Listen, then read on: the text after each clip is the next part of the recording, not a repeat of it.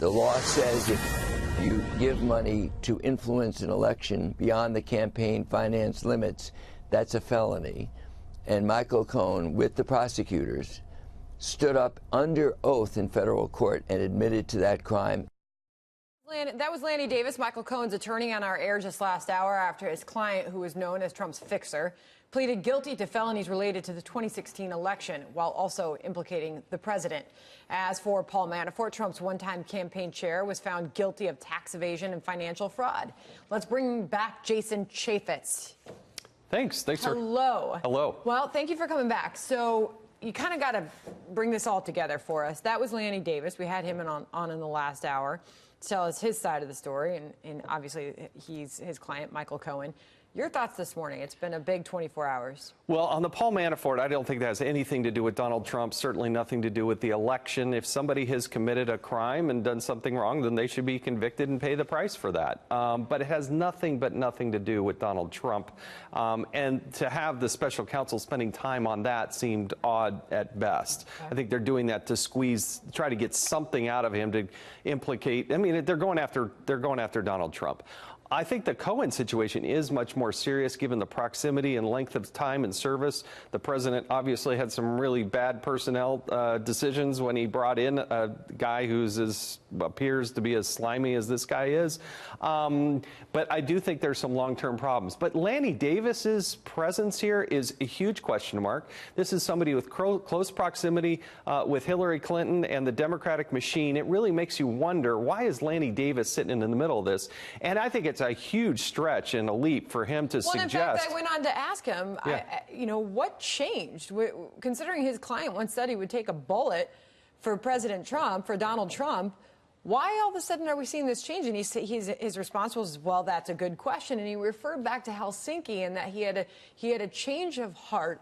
It was out of patriotism that he came. I think it had to do more with his own personal finances and the financial troubles that he was running into. But why is Lanny Davis, all the attorneys in the world, right? There's no shortage of attorneys. You go out and pick Hillary Clinton's attorney? I think that's highly suspicious. And to suggest, let's pretend for a moment that those payments were real. There are lots of reasons that you can do that. It is to say and suggest that it was going to sway the election. That wasn't going to sway the election. Absolutely not. Here's more from Lanny Davis last hour.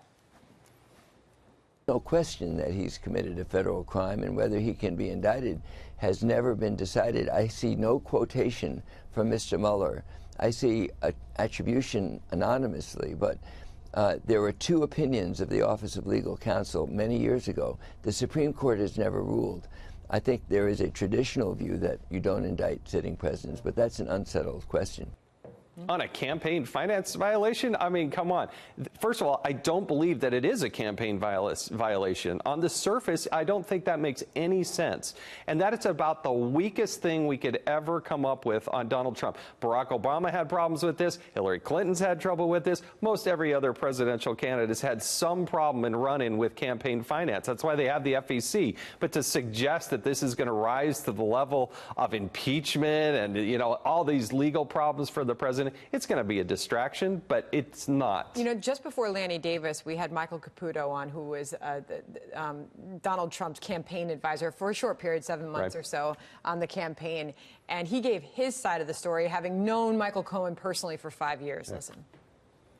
It's very interesting how just in February, Michael Cohen was saying for all the world to hear that this was not a campaign contribution or campaign expenditure, that it was on the up and up. And as soon as he got jammed up in crimes that had nothing at all to do with the president, he seems to have changed his tune, and I'm pretty sure that was non-negotiable. Yeah, I think he's absolutely right. He had this, evidently, Mr. Cohen had huge financial problems. All of a sudden, the special prosecutor is getting there. You're going to maybe indict the person. You're going to look at mounds of legal bills. And then all comes along Lanny Davis, Hillary Clinton's person.